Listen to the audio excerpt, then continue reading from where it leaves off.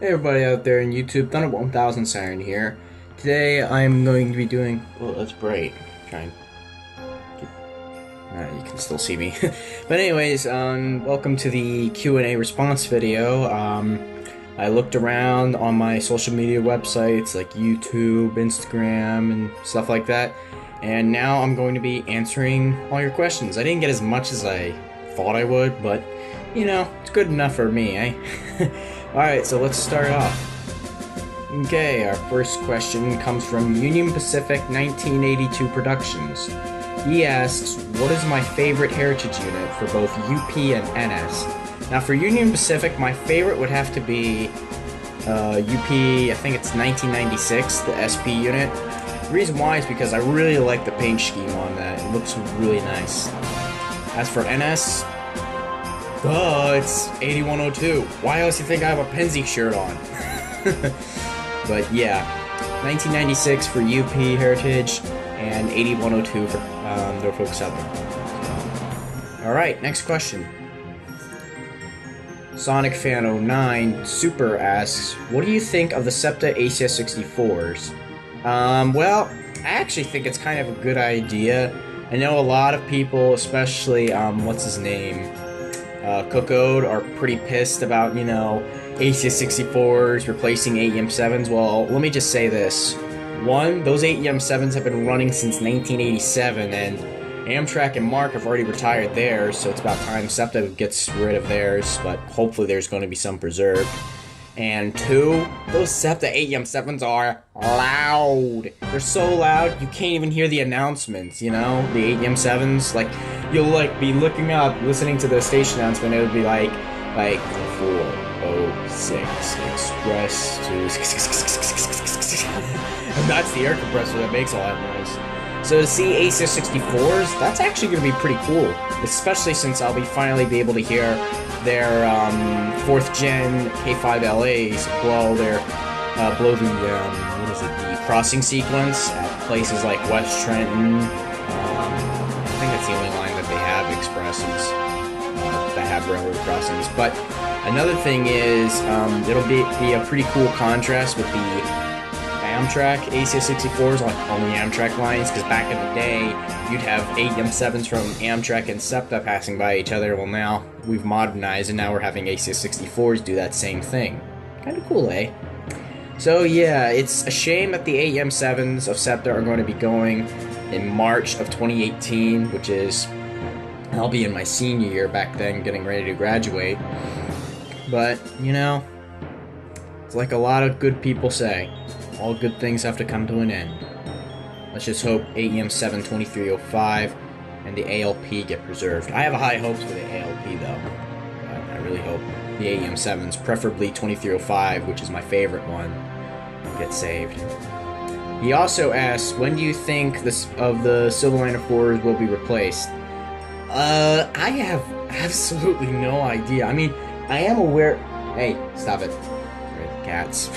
I am aware that the Silverliner 4s are beginning to show their age, especially considering the fact they're the oldest in SEPTA's fleet, I think.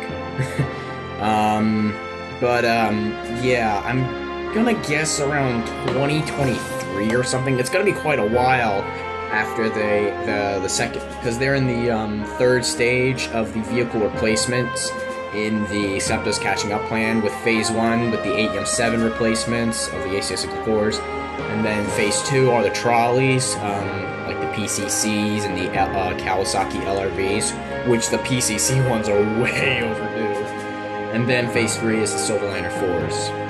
It's gonna suck though, because I really will miss the Silverliner 4s. Those things were my childhood, man. Those were the first SEPTA things I even rode. But yeah, I'd say 2023 or something, but yeah, they'll be going. Next question. Oregon Western Railroad Productions. He asks, have you seen any heritage units? As a matter of fact, I have seen some heritage units, but only Amtrak's. Story is, the first one I spotted was the Phase 1 unit, 156. It was on the Autumn Express of 2014, trailing behind 42, the Veterans unit. and I happened to be on the Colbrookdale Railroad, and the engineers and the conductors were very reluctant and very, what's the word, pleasant and courteous to make us go a little bit further so we could see that Amtrak special go by us. It was running a little late, but we were on the first train of the day. My screen just turned off. Anyways, the thing is, like, usually on the Colbrookdale they do a turnaround at Pottstown Station, which was actually a former SEPTA stop for Norristown. I've seen a heritage unit. And so they pulled us a little bit further to some old tracks that usually NS trains use, and it hasn't been used in like a while, so that's usually what the Autumn Express does, and we got lucky. Good thing we chose the earliest train of the day, huh? So yeah, the second one is the F40PH unit, which is 406.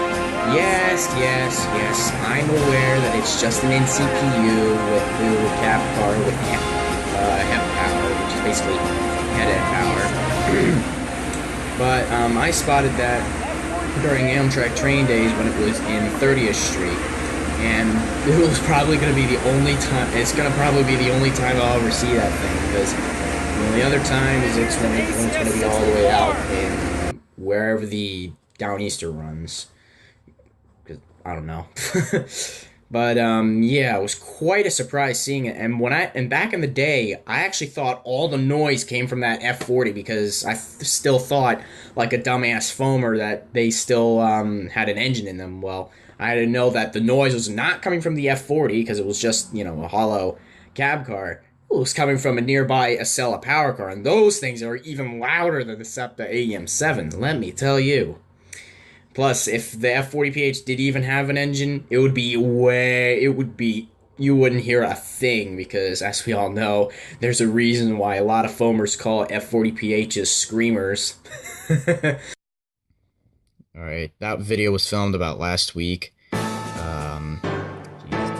My face is dark. But anyways, I forgot to mention when I was filming that the third heritage unit that I've also seen is the Phase 3 Unit 145, which is one of my favorites. The first time I saw it, it was down in 30th Street in the yard. I happened to spot it from the second Comet 2 car in a express consist, which consisted of 8 EM7 2305, which was leading, and all those Comet cars. I was in the second one. The reason, and it was in 145 actually stayed in the Philadelphia area for quite a while. The reason why was because back in that day they were still doing PTC testing down in the Keystone area, especially since not too long after I rail fanned at Villanova, there was that Frankfurt Junction wreck, as we all know. And many of the P-42s that were on the Pennsylvania did not have positive train control at that time, which was why they would have an ACS-64 leading in front, towing the P-42 down to Harrisburg, and then the P-42 would lead off down to Pittsburgh. And 145 was actually one of the first units to actually get positive train control clearance on that line, and that's why it was staying in our area for quite a while. I wonder where it is now. The second time I saw it was during the next Autumn Express, the 2016 one, I think. This time, they had 135 leading, M42, and as well as, to make a cool contrast, 642. What was funny was 642, even though the 145 and 42 were doing most of the pulling power, they still had 642's pantograph up, which was kind of funny and also pretty cool. So yeah, that was my second time seeing 145. Second time I think seeing 42, and I think the seventh time seeing 642. I've already lost count how many times I've seen that unit, because I almost see it all the time, but yeah, those are the heritage units that I've seen. Alright, next happy question. Oregon also asks, what is my favorite fallen flag? You're looking at it. It's the Pennsy. Duh! Now, the Pennsy, ever since I've seen some of the stuff that they had, particularly steam engines like the K4, T1, as well as the GG ones, I've been a fan of it ever since, and yeah, I've become quite a foamer about it. Even though Reading ran more in my area, like Norristown, and then you got the Perkiomen line, which has since been turned into a trail. Not the one that's in Reading, though, that's owned by ESPN. I'm talking about the one that goes along the Perkiomen Creek. It's a little more in, like, it goes through, like, Pottstown, it goes through, Collegeville into, the Perkiomen Township, which probably none of you even heard of what the frig that is, but, you know. But still, Penzie's still my favorite. A little funny fact about the Fallen Flag, it actually did sort of run in our area. Sometimes they would go alongside the Reading Blue Liners. Pennsy would go by with their freight service on their Harrisburg line, which is now owned by Norfolk Southern. And also, the Kingwood line actually ran parallel with the Manioc Norristown branch. And I don't exactly know where it went, but I do know it ran a little parallel with it, and Ivy Ridge stations, there were two of them. One was the Kingwood line for the Pennsy, and another one was the Norristown one for the Reading. That long stretch of track has since been abandoned all the way up to Kingwood, but the line is still used, but it's just nobody ever goes on it, and you only see single units go down there. It would actually be a pretty interesting place to rail fan, though. Maybe for the future. And then a third question he asks, what is my favorite class 1, 2, and 3 railroads? Jeez. I already know my first class railroad that I would pick as my favorite. That's obviously Norfolk Southern, because 1, that's all I see around my area, and 2, I love their black paint scheme. It looks pretty cool. It's not paint scheme, it's... I don't even know what the fuck it was. Class 2 railroad, I'm not sure what that would be. Let me look some up real quick. My second class railroad that I would choose as my favorite would have to be the Reading and Blue Mountain, which is now known as simply the Reading and Northern Lehigh Gorge Scenic Railroad, whatever the hell you want to call it. Class 3 is a bit of a... I can't really exactly decide. It's between...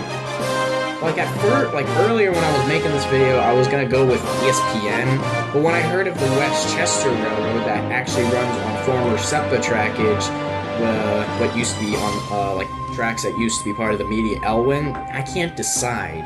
So I'd say it's for Class 3, it's between the Westchester and the ESPN. So there's that, and also the Pennsylvania Northeastern gets a little love from me, but. Okay, if I had to choose a favorite, it'd be ESPN. Their mode of power is actually pretty interesting.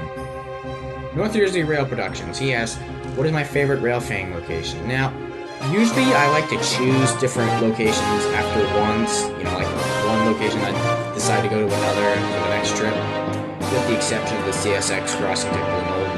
Usually I go back there every once in a while to see if I can catch anything cool. Same thing with other spots that usually have freight trains, but... Really, Cat? Anyways, yeah, sorry if she becomes a distraction. She's, always around my room.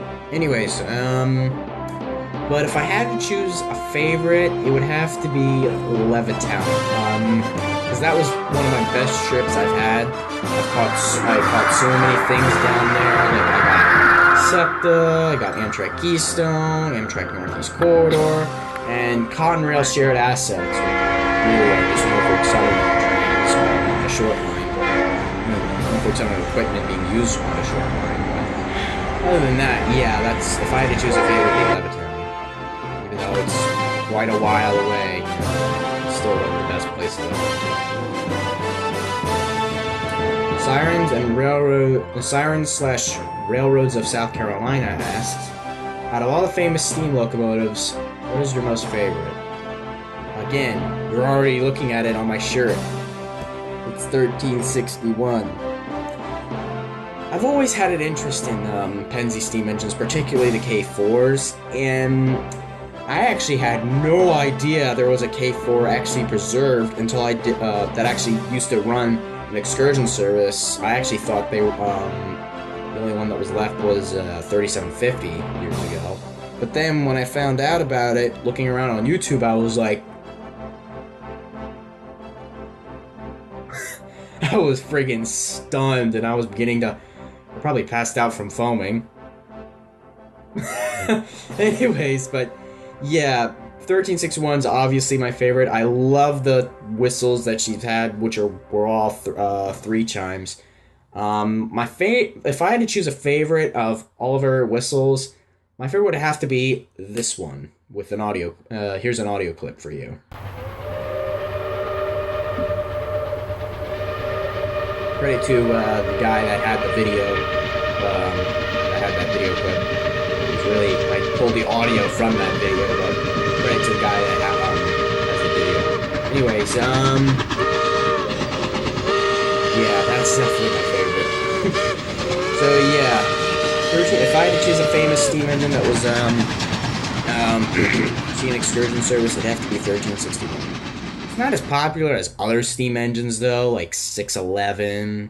The Reading T1s is another one, or you know, the Union Pacific branch, all those Union Pacific steam engines.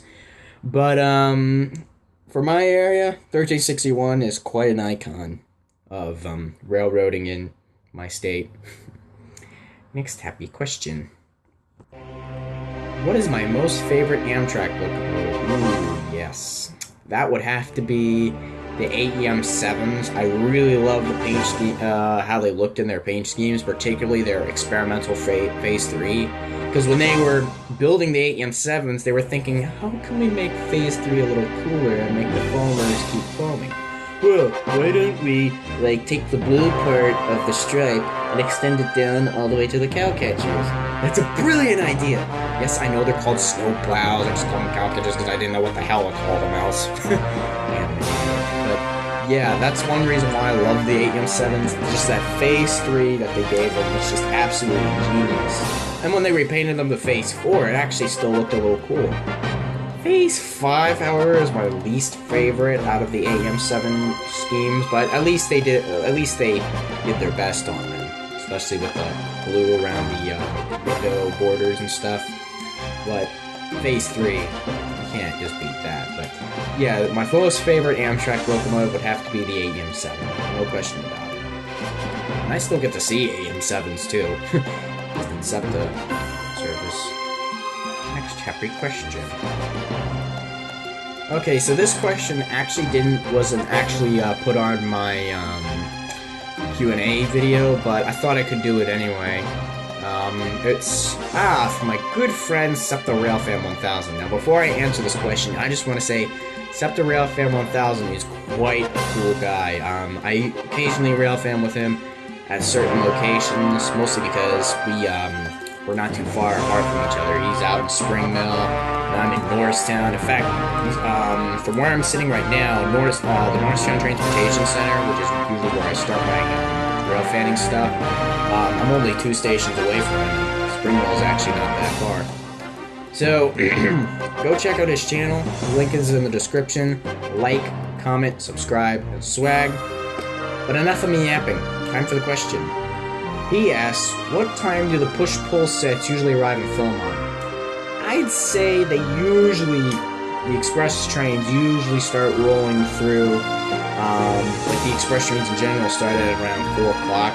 The push-pull sets start going through at around 5 o'clock, and I believe that the one I caught down at Philmont came through, I think, around 5:16. Yeah, so if you wanted to catch push-pulls at Philmont to hear their K5LAs, be sure to stay at a little around 5:16. I nearly ran out of daylight when I was down there, though, so that was a little bit of a problem for me because I'm all the way there in Philmont, and like an hour and a half away is my home, and I needed to get there before dark, and I needed to get there before it gets real dark, or when it gets past 9 o'clock, because going around the streets of Norristown is usually, going through around the streets of Norristown at night is not such a good idea. There's a lot of weirdos walking around out there.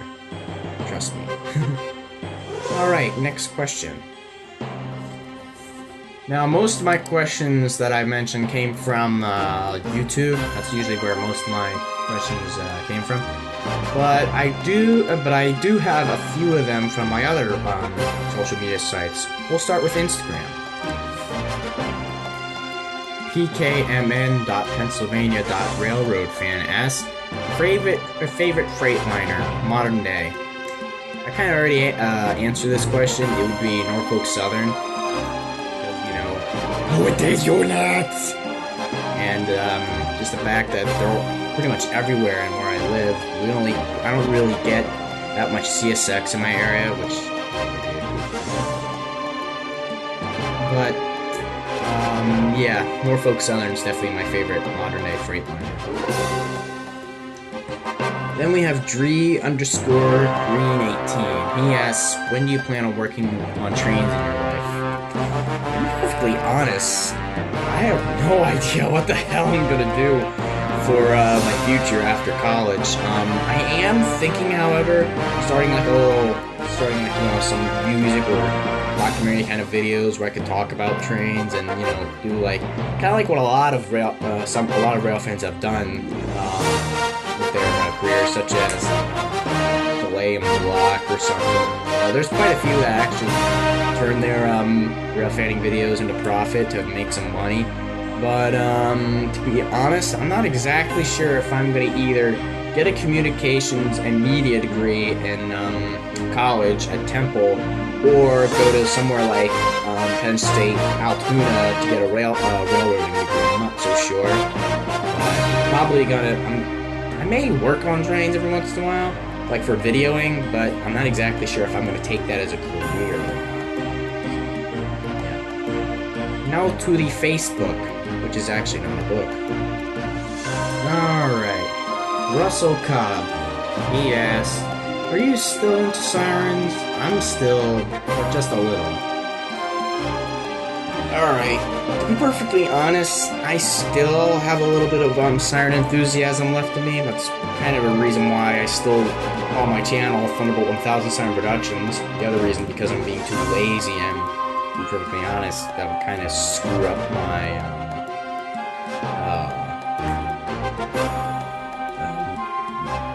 I don't know, it's just gonna be weird on my channel, but so yeah, I still have an interest in sirens, but it's just not as strong as it used to be, let's say 3 to 4, maybe even 5 years ago when I was young, because railroading, because trains have become a little bit more of a strong liking to me at this point in my life. But I still have an interest in sirens, don't get me wrong. I still like to hear the monthly tests of the T-128s in our area, particularly the 3-minute alerts from June and December. But it's just not as, I still like them, just not as much. I guess it's kind of like how you are, because you say you still am, but just a little. So, yes, I still am interested in the sirens, just not as much. And that about concludes my Q&A response video. If you weren't able to ask a question, oh well, there's always next time if I ever do, because, stay tuned, I may actually do another Q&A in years' time, but for those of you that did send in your questions, thank you so much for sending them in. And another thing, thank you so much for watching this as well. And the third thing, I really gotta shave this beard. Well, you can't really see it that well, but it definitely needs trimming. Mustache, though, I'm gonna keep because, But, yeah, thanks for watching, and, bye for now. See ya.